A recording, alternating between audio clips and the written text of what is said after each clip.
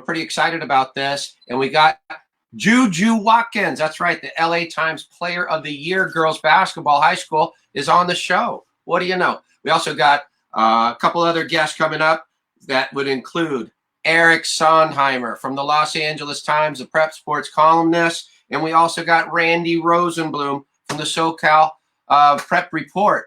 Can you believe that? We got all of the journalism covered and the best player in girls basketball all on our first show on this Facebook Live at 5 Wednesday version. We're launching this Wednesday version to support prep athletes all the way through Olympians. We're still going to have our Friday night version where we entertain some guests from around the sports world, but this one is dedicated to our amateur athletes. I want to remind everybody, the website where you can get all our social media is sportsstoriespodcast.com. That's where our social media is. You can get our all of our podcast archives, the works. So you can go to sportsstoriespodcast.com. If you'd like to introduce yourself to the show, suggest somebody be on it, or you have any suggestion, whatever it goes, that's info@sportsstoriespodcast.com is our email, info@sportsstoriespodcast.com. My Twitter handle is sportsstoriesdl. So if you want to hit me up on Twitter, please, you can do that. That's at sportsstoriesdl. I'm trying to take more and more traffic over on that side and get involved there. Hey, this is our Wednesday programming. On Thursdays, we drop our podcast. So we're about 27, 28 podcasts in. And this Thursday is Dr. Mandelbaum Part 3. Now, the reason he went into 3 parts is because he is an amazing and a top-level guest for us. He's a medical officer to the United States Olympic Committee. He's also the medical officer for the World Cup. He represents MLS, MLB, and he really spoke the truth about the times we're facing now. And he also told us a lot about his life and how he came to be in the position he is. So you want to check that out. That drops tomorrow. You can see it on YouTube. You can also get it on any of the audio places where you go for your podcasts. Okay, we've cleaned up that business. Now we get to bring in some real business. We're going to start off with the man that has that was on. Don't you want to talk about your Friday Live at 5? Yeah. Oh, yes. My director today is my wife, Christine. Hi, everybody. All right. So she reminded me, Facebook Live Friday. So 5 o'clock Friday on the bit. We got some good guests. I'll tell you who we got. We got Mike McKay from the Heroes Movement. Mike McKay, who runs the Heroes Movement. Now, he was on episode 4 of our podcast series. And Mike, he coordinates trainers around the country that work with veterans that are suffering from either mental or physical trauma. So Mike's going to be on the show. We're also going to have 2-time Kentucky Derby winner, 1-time Preakness winner, the trainer, Doug O'Neill. I know, right? We're dipping into all sports. Doug O'Neill will be on the show. And one more person, we're going to bring in Kip Lennon. Kip Lennon, who is with the band Venice, but he also traveled with Roger Waters and the Wall Tour. So between singing national anthems for Venice and singing on the Wall Tour, he's been in some of the great sports stadiums around the world, and he'll speak to that a little bit. So thanks to my director, Christine, for keeping me up to speed and pumping the Friday show. All right. You're welcome, honey. Now we get to bring in the one and only Randy Rosenblum from the Prep Sports Report and the SoCal Sports Report. Hey, how about it, Randy? Denny, always a pleasure to be with you. Stay well. I hope everyone out there is doing well, and I'm excited to join your show once again. Well, thanks, Randy. Yeah, the other time was a podcast. I think those were like episodes 12 and 13, because I think I may have asked you one question, and you went 2 podcasts long with the reply. Well, you know, I have the ability to pontificate, and you're probably right. It might have been 2 questions, but I did give you long, drawn-out answers. Well, I would expect nothing less, Randy. Randy, so the last time we saw one another, I think, was at Windward School, and you had your show all set up there, the SoCal Prep Report, and you were there because you were covering a dynamic player in our guest today, Juju Watkins, and her Windward basketball team. Yeah, it was playoff time, and Juju was doing her thing, and you know, she's a remarkable 14-year-old player, and that's the reason we were out there to focus in on Juju. I mean, you're talking about a very physical point guard, 14 years of age, as I noted, just a freshman talent. She's so physical getting to the basket, the ability to hit three-point shots, control games, block shots. And again, you don't often see a 14-year-old play against the best teams in Southern California and not only play well, but control games. And that's what Juju was able to do in her freshman year. Yeah, we're gonna return. We're fortunate, like I said, to have her on the show. I'd also like to talk a little bit about the Olympics. I know you have been part of, I think, 3 Olympic Games, maybe 4 if I'm mistaken. But we know that this year's Olympics are going to be backed up a year. They'll still be called the 2020 Games, but they'll start in 2021. Wonder what your thoughts are on the Olympic Games moving back. Well, you're right on both 3 and 4 Olympics. I did public address in Los Angeles and covered 3 more in the Summer Games for NBC television. I think it's obviously the right thing to do. We're at a time of the unknown. We don't know what the virus is going to do and for how long. So it was the right move. They may have delayed it and taken their time about it, but the Olympic Committee finally, I believe, came to their senses. And moving it a year out is a good idea in 2021, principally the same dates a year later. You can make something to the fact that maybe they shouldn't even have put the dates down beforehand. I mean, giving themselves a little bit more leeway going down the road. Now they're married to a date a year in advance, but that's okay. Hopefully, God willing, we'll be ready to go, and it'll be the world coming together to have a great Olympic celebration. Well, at this time, Randy, I want to move on and get back to CIF sports and talk about what may or may not be a spring season. And while we have them here, let's bring in the award-winning columnist from the Los Angeles Times, Eric Sondheimer. He's going to get a 3, 2, 1 countdown. Eric's going to get a 3, 2, 1 countdown, and then he'll be in. He's always laughing at me, Randy. It's always great to see you, Eric. You look good for your age. Yeah, thank you, Randy. I feel like I'm peaking in my journalism career that I have 2 Los Angeles City Section Hall of Famers on the same screen. Yeah, he deserves it. Eric deserves it. Yeah, well, I do. I wish I had better news for you, Denny, but the spring season is over with because there's going to be no schools going on. They announced Tuesday, the state superintendent, that he acknowledges it's unlikely that schools will return. And then today, the governor basically confirmed that. And you cannot have a spring sports season when schools are not in session. So I think it will officially be announced on Friday. I'm sorry for all those senior athletes, baseball, softball, swimming, golf, that are not going to be able to complete their year. Right now, I'm hoping football season is able to go. Yeah, I think that's a big question, Denny, if the football season comes to pass. I think it'll be great. It'll be joyous if we're playing football games in late August and early September and the prep football season kicks off. That would be a great thing. I think that's optimistic, but we want to be optimistic, and hopefully we can get there and have some great football at the end of August into September and get it going again. Open up the floodgates and have America enjoy sports and high school sports at its best. So I think I see from the crawl, but I also noticed from your Twitter today that the 10 section commissioners will be meeting officially on Friday. Is that right, Eric? And that's any official. They're having a teleconference, and I would expect them to just basically announce that there's not going to be any more sports because, as the executive director told me, he says if there are no schools open, you can't have sports because it's just not possible. So how could so that's what I expect to happen. Eric, I got another question for you. What do you anticipate will happen? I mean, as we roll out the summer, because you have all these elite camps, you have the high level of play for clubs, all the showcase events that are coming over the summer, and I mean that we're going to be, we're moving like back to the way it used to be almost. Right. I'm just telling you right now, it is unprecedented, and I think through May everything is canceled. They announced today that the NCAA dead period for coaches has been extended through May 31st. That means goodbye spring football. That means the early time for AAU basketball was supposed to start in April. They were thinking about moving it to May. Well, now May's gone. So I don't know what is going to happen. Volleyball, I know they have nationals, and track and everything is on hold right now. And as Randy said, I'm just hoping we can get football. They need to get those weight rooms open by the end of June or July if they want to have a football season starting in early August. I just don't think it would be safe to just in football, you can't just go out and say, let's play games. You really have to be prepared. So that's my major concern right now for the rest.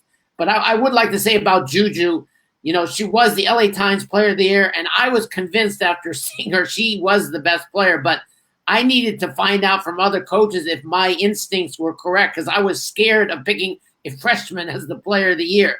And but after talking to them, I was reinforced my notion that she deserved the award. She was just so outstanding.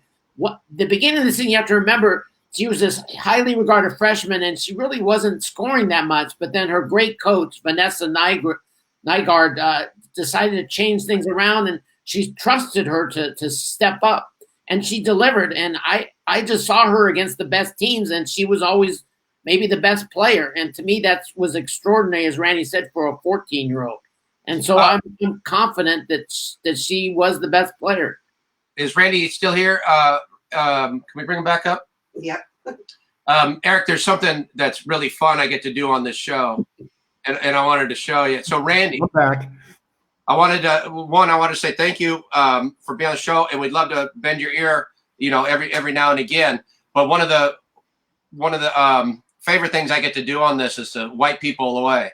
So, if you'd like to, say goodbye to your loyal fan. Okay, see, that's how it works, Eric. I get them all tied up, and then boom, the wife kicks them off. So I saw some of the same games you did. First, Eric, I want to say something. I really thought that was great. Did you also write the headline?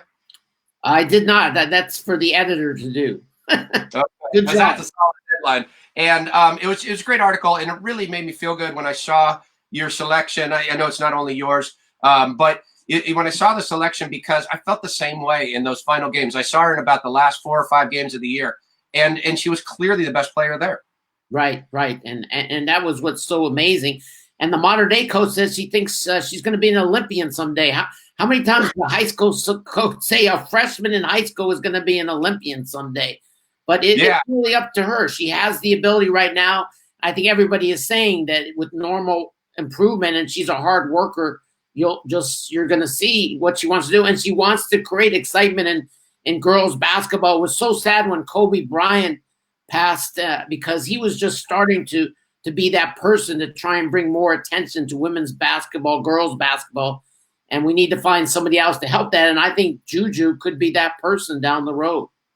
I was at the memorial for Kobe, and what came through more than anything was really that statement, which you just made right there. There was a lot of women that came up and were speaking about how they were really anticipating and rising, the game, really, just so it could be given that much more visibility.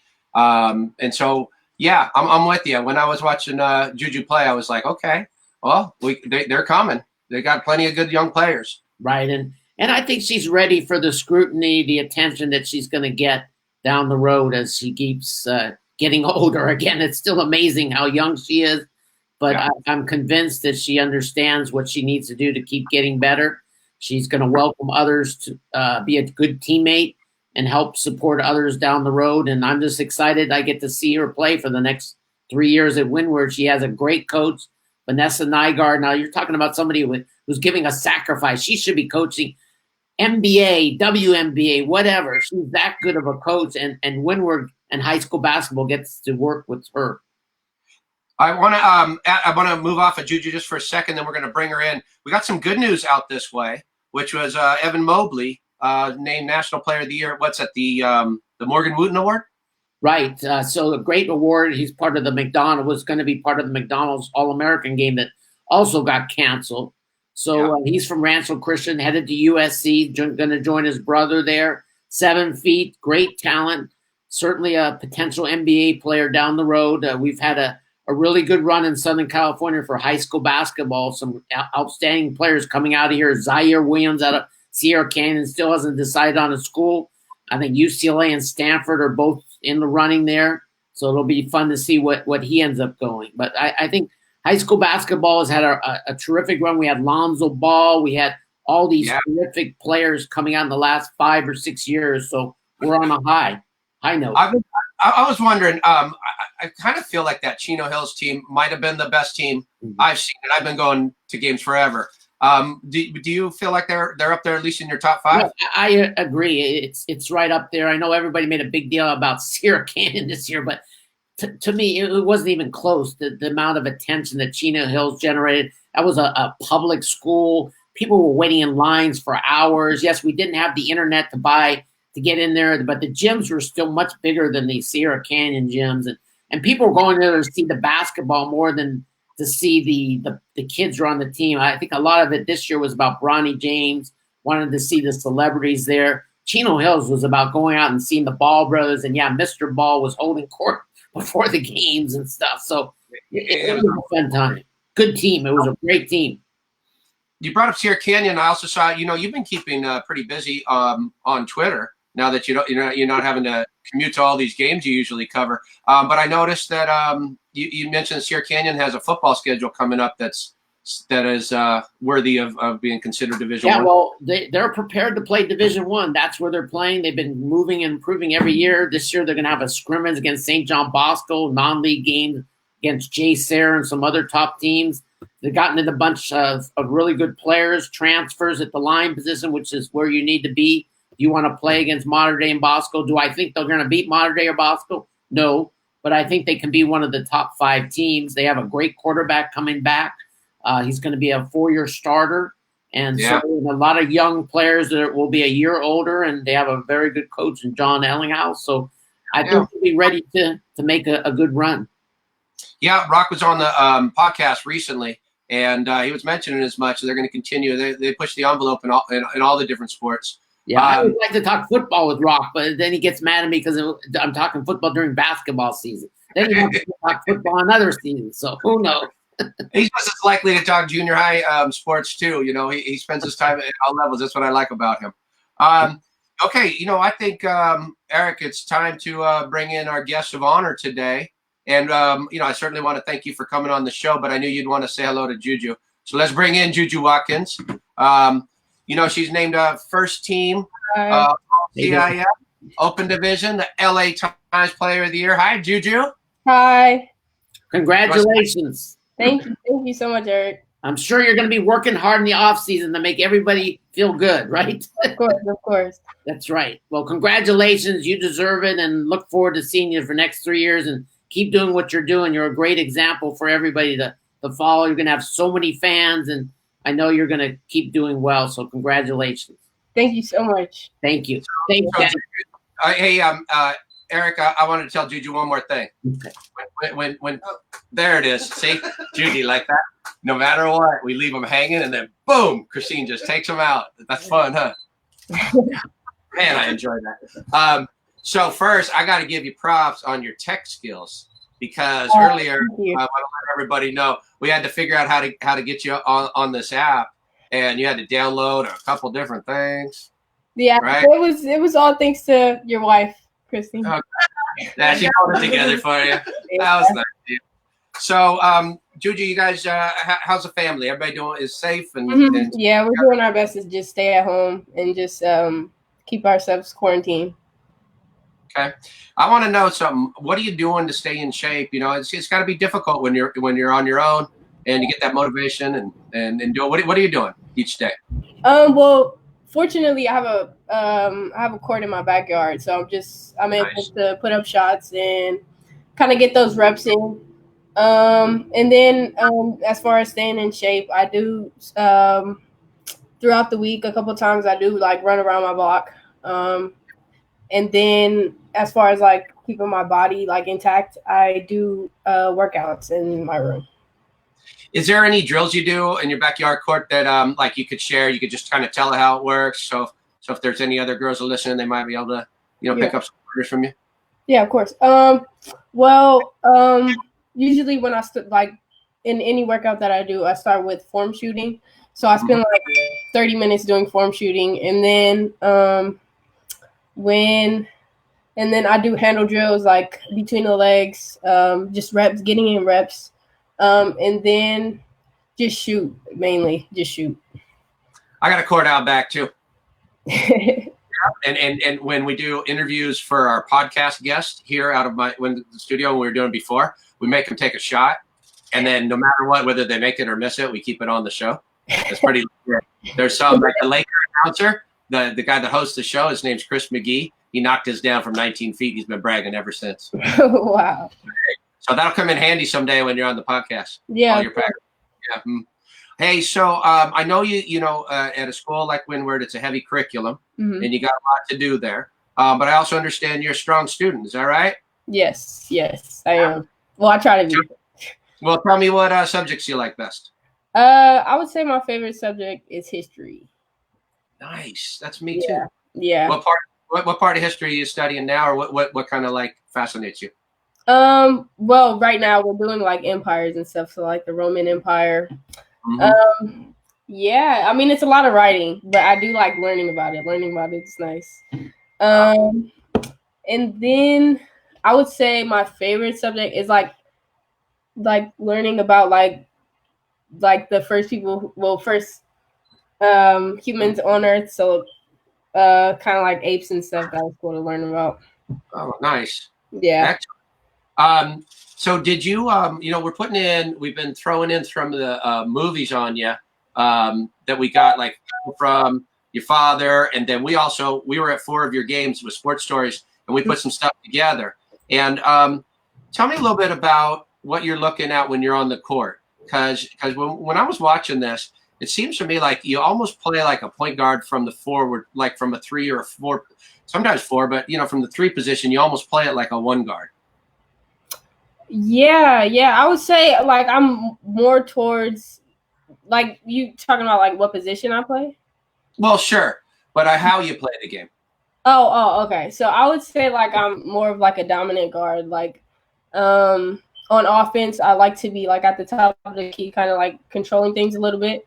I would say I'm never really like in the 4 or 5 position. Those aren't really my positions, but I will be like looking to expand, when I get a little guard, maybe post them up or stuff. So it's just, I feel like I can, I'm looking to expand my game to the point where I can play any position on the court. You see the court really well. You must have had some good lower level coaches, that made you keep your head up, see the court, huh? Mm-hmm. I would say my dad mainly. He's a big part in my training life. So yeah. And what you're on a club team? Yeah. Unfortunately, we won't be able to play club this year, but yeah, West Coast. What's the name of your club team? West Coast Elite. West Coast Elite. Okay. Mm-hmm. Hey, I wanted to ask you a little bit about being on the Windward team, and you're playing for an ex-WNBA player. Yeah. And it seems to me that there's a few assistant coaches that also were WNBA players. Yeah. Is that like a prerequisite? You have to be a WNBA player to coach? I mean, it seems to be. And tell me what kind of are you picking up anything that from them that you go, oh wow, that's like next level stuff? Yeah. I would say like whenever you're dealing with people who have played basketball, it's kind of like more of like a I think you're just like more in tune to like in listening because you understand like they've been everywhere that you want to be. So it's kind of like, okay, well, let me try to learn as much as possible. So I would say like our other coach, Ebony, she teaches me like post moves, and I've never really explored that game until Windward. So I'm just learning new moves, and I'm excited for these next seasons to come. Heck yeah, you guys got somewhere to go. Juju, back when I was playing in high school, St. Bernard High School, Vikings. What's up? So back when I was there, we only would have, this is so long ago, we only would have a magazine called Street and Smith. And that would come out and it would preview all the best college and high school basketball players. And you would look in your area and you quickly search down, see who the best players were, right?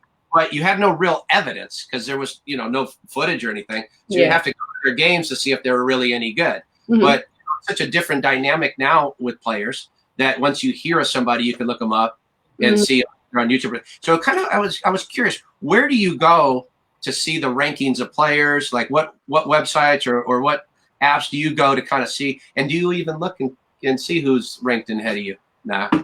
Nah, I don't. I would say I don't really pay attention to that stuff, honestly. Not too much? Nah, I just work on my craft, just focusing. Nice. So I was going to tell you this. I'm on first I want to ask you a question about two UCLA basketball players who came from Harvard. One is Jordan Canada and the other Charisma Osborne. Can you tell me a little bit about them? Oh, they're great people. They're great people. It's just it's great because like they come into our practices and teach us new moves. I know Jordan came in for one practice and she taught us how to like use our body to shoot the ball and like get those tiny guards off of us.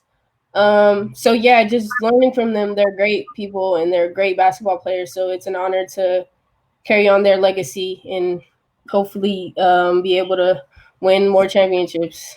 Heck yeah. Now, both of them obviously had a lot of success. So is there some kind of, I don't know, fraternity that you guys, that all the Windward girls kind of like are proud of your basketball program and kind of belong to? Yeah, I would say we're very what do you call it? Superstitious. Yeah, so I feel like we've been doing things the same way. Yeah, so we kind of carry out the tradition and I like basketball. Yeah, I like it. I'm on with something that's called a committee for what's called the Sullivan Award, right? Mm-hmm. And so we give out the nation's best amateur athlete award, right? And Sabrina Ionescu is nominated for that award this year. And I was wondering if you watch much of her game. Yeah, I'll honestly say she's one of the best. She's someone who I look up to. I'm speechless when it comes to with describing her because she's just awesome. She's an amazing player. And I just hope that when I get older, I can be like her. So there's a lot of big names on that list that are nominated for this really prestigious award, right? Including Trevor Lawrence. He was the quarterback for Clemson. Mm-hmm. And it's funny, my vote has come down between Sabrina and Trevor. So who would you think I should? Oh, definitely Sabrina. Well, okay. I'm not really a big football fan, but I do know who Trevor Lawrence is. I've heard he's done some good stuff, but Sabrina. Okay, fair enough. And if you were me, because I think I might get a chance to interview her, and if you were interviewing her, what questions would you ask Sabrina? I would probably ask her, because I know that she was very underrated. I think it was until she, I don't know what put her on the map, but she was very underrated going into her junior or senior season. I have no idea, but I would probably ask her, just gaining all those followers and stuff. How did that impact her game? Like, did it push her to go be even greater, or did she just continue doing what she was doing? All right. I'm going to throw your name around with her just so she knows you're coming. She knows you're coming up the ranks. Who would you consider while you're playing at Windward? Who do you think is your biggest rival? Who's like the biggest competitor? What's your big game that you get up for? I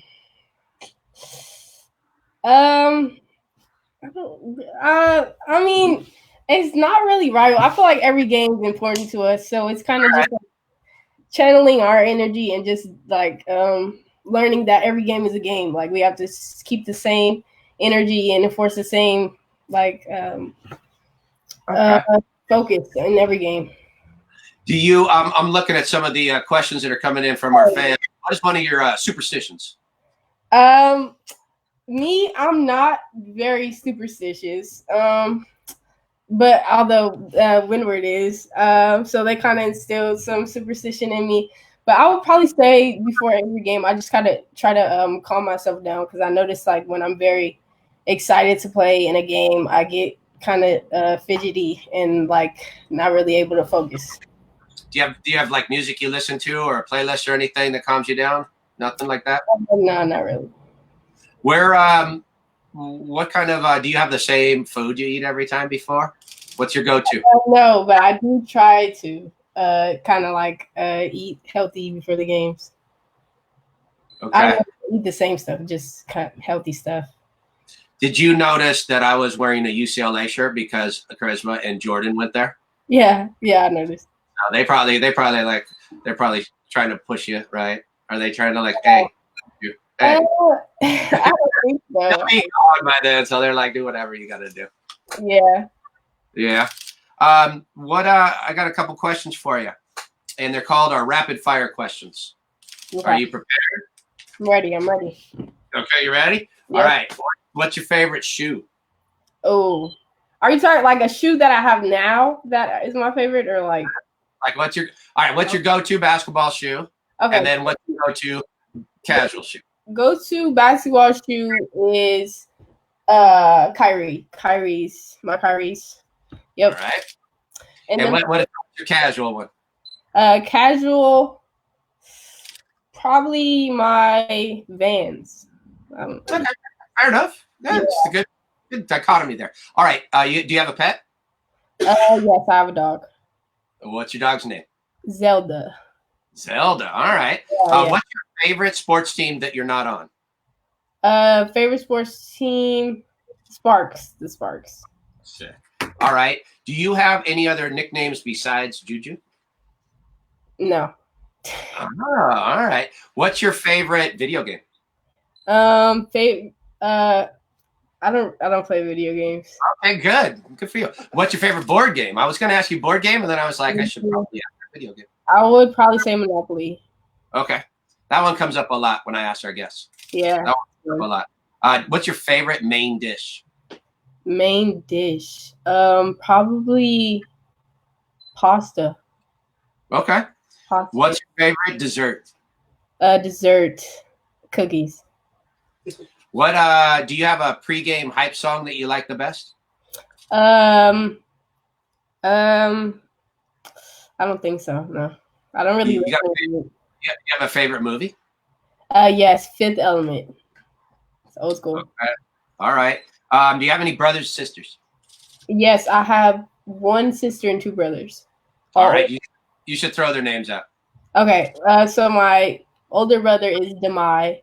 My younger brother is Makar, and then my older brother is Makar, and then my older sister is Molly. Okay. I just want to make sure that they heard their names. All right. What's your favorite musical group? Favorite musical group or artist or DJ? My favorite artist is probably Beyonce. Okay. And how about your favorite book? Favorite book? Probably. Actually, I would say Kobe's book. I just purchased it recently. Okay. Yeah, I read it too. It's good. Do you have a favorite professional athlete? Favorite, probably Sabrina, Ionescu. She's not pro yet, right? But she will be. Well, she's definitely She's coming. All right, that's fair enough. She's heading that way. Do you have a favorite quote that you like any kind of quote that maybe your coaches say or that you've memorized? Oh, probably it goes, with great power comes great responsibility. I like it. That's really good. Yeah. Okay, this is the big one. What's your go-to TikTok dance move? The ball. Oh, can you show us?